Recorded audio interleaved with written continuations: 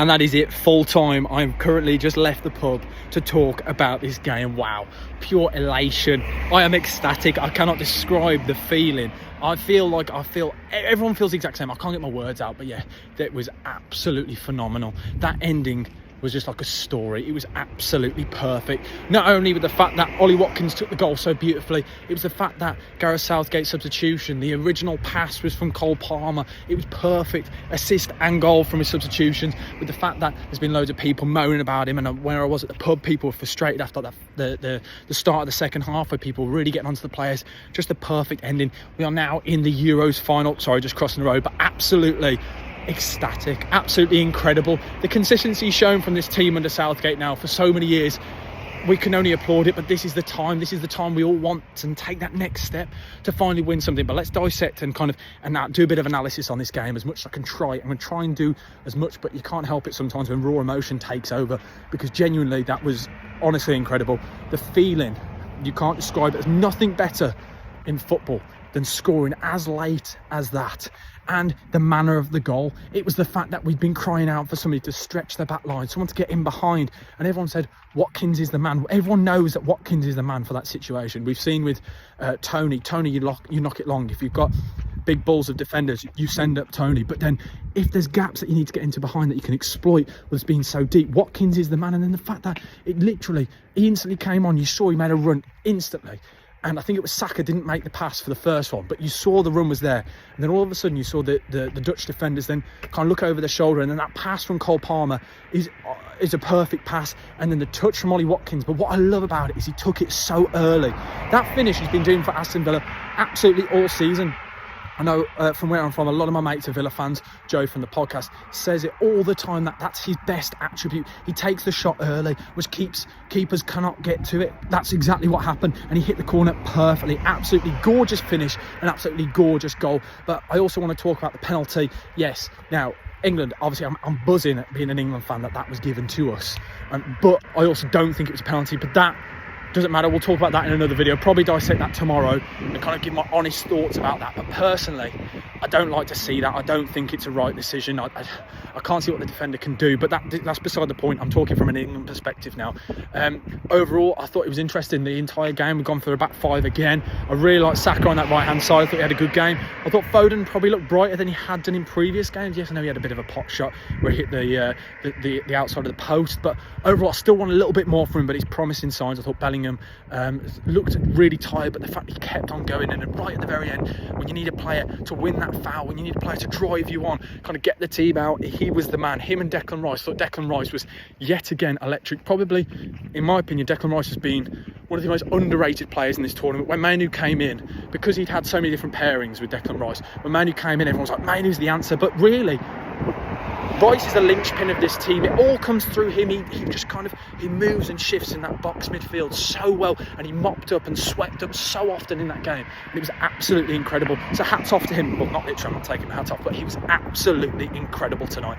Everyone was, every single player. I thought Walker had his best game of the tournament. There was quite a few last minute tackles that he made, which were incredible. There's that one right at the end, I think it was on Cody Gakpo, when Cody Gakpo was going through and he made that sweeping challenge. And not only that, it was advantage was being played, then he wins that, he makes that tackle, we win the ball back, and the advantage is over. And like little moments like that is just where we got the old Kyle Walker back. It felt like that meant something. But overall, I just can't describe it, the feeling, because going 1-0 down so early is not easy in a European semi-final, or just in any game in general, and it really shifts the narrative straight away, because England will have been making plans throughout this game. Sorry, as a bus. England will have been making plans throughout this game. We'd have had a game plan, and obviously that would never have happened. But instantly, after I think it was 6 minutes, the goal went in, around about that time.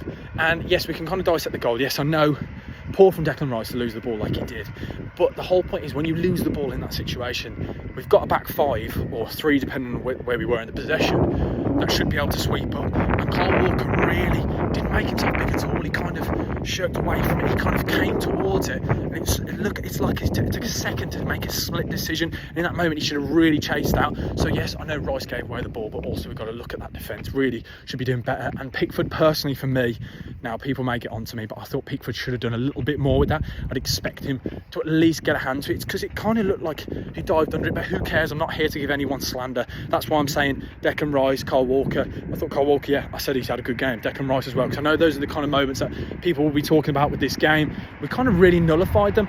And even in that second half, the first 10 minutes we came out all guns blazing, because that first half was probably the best half of football we've seen England play.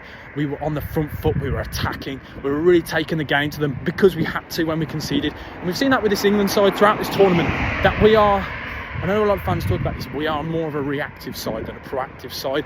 But with the fact that we conceded early on, it kind of played into our hands. We saw instantly the team came rushing out then, and we looked better. Then the first 15 minutes of the second half, I also thought we did that. But then slowly, we started getting a little bit deeper as time went on, which we've seen that with England side in previous games when we score.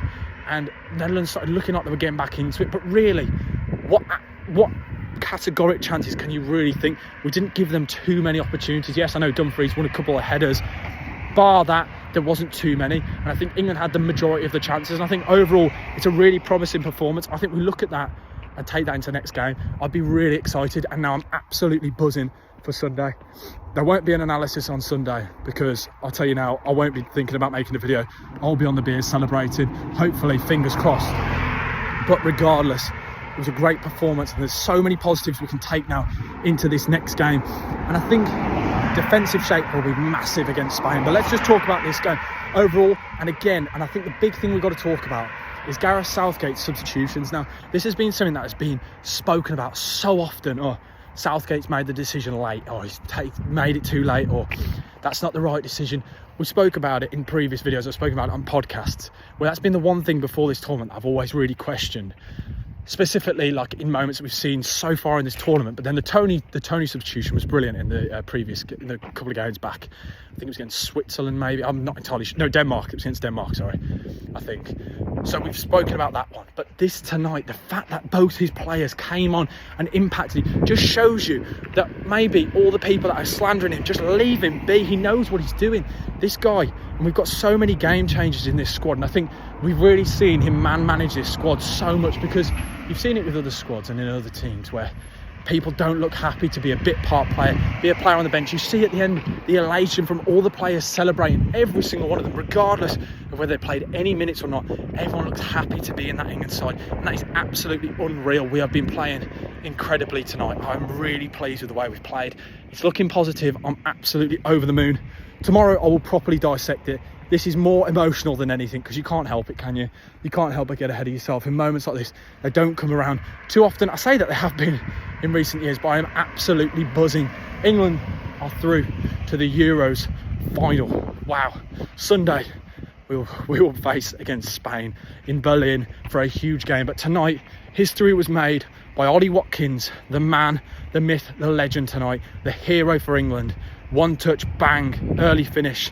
That guy right now is the man. But I will see you later. I'll see you tomorrow for another video dissecting this. But wow, yeah, Ollie Watkins is the man in Dortmund. Thank you. I'll see you guys next week. Peace.